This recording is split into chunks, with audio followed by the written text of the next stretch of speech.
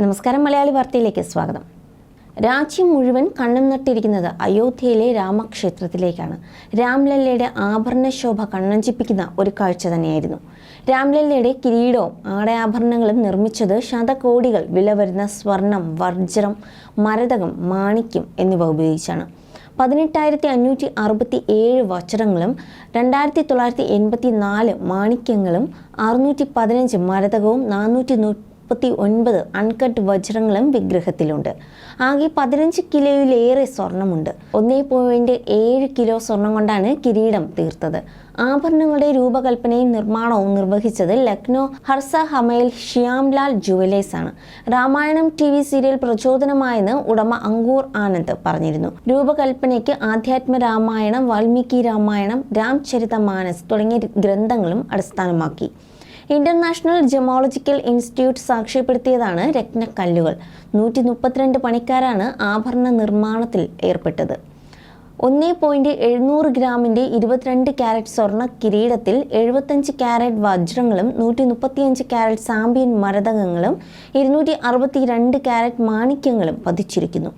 മധ്യഭാഗത്ത് സൂര്യവംശത്തെ സൂചിപ്പിച്ച് സൂര്യന്റെ ചിത്രം, മയിലിനെയും കാണാം. സ്വർണത്തിൽ നിർമ്മിച്ച 16 ഗ്രാം ഭാരമുള്ള തിലകത്തിന്റെ മധ്യഭാഗത്ത് 3 കാരറ്റ് സ്വാഭാവിക വജ്രവും ചുറ്റിലും 10 കാരറ്റിന്റെ ചെറിയ വജ്രങ്ങളും. പുരികങ്ങൾക്ക് ഇടയിലുള്ള അജന ചക്രത്തെ അലങ്കരിക്കാൻ പ്രകൃതിദത്ത ബർമീസ് മാണിക്യങ്ങൾ. പ്രഭാതത്തിലെ ആദ്യ സൂര്യകിരണങ്ങൾ പതിക്കുന്ന തരത്തിലാണ് തിലകത്തിന്റെ സ്ഥാനം. 500 ഗ്രാം സ്വർണം കൊണ്ട് നിർമ്മിച്ച നെക്ലസിൽ 50 കാരറ്റ് വജ്രങ്ങളും 150 കാരറ്റ് മാണിക്യവും 380 കാരറ്റ് മരതകവും. മധ്യഭാഗത്ത് സൂര്യവംശത്തിന്റെ ലോഗോ, ചുറ്റിലും മാണിക്യവും മരതകവും പതിച്ച പൂക്കൾ, ഒപ്പമുള്ള പഞ്ചതള നെക്ലസ്, 550 കാരറ്റ് മരതകം, 80 കാരറ്റ് വജ്രങ്ങൾ, 60 കാരറ്റ് പോൾക്കി എന്നിവ അടങ്ങിയത്. താമര, മുല്ല, പാരിജാതം, ജാമ്പ, തുളസി എന്നീ പുണ്യപുഷ്പങ്ങളും കാണാം. 750 ഗ്രാം ഭാരം, 70 കാരറ്റ് വജ്രങ്ങളും 850 കാരറ്റ് മാണിക്യവും മരതകവും ഉൾക്കൊള്ളുന്നു. അമ്പ് നിർമ്മിച്ചത് 700 ഗ്രാം സ്വർണത്തിൽ. വജ്രങ്ങൾ പതിച്ചിട്ടുണ്ട്. കിലോകൾ തൂക്കമുള്ള വില്ലും സ്വർണമാണ്.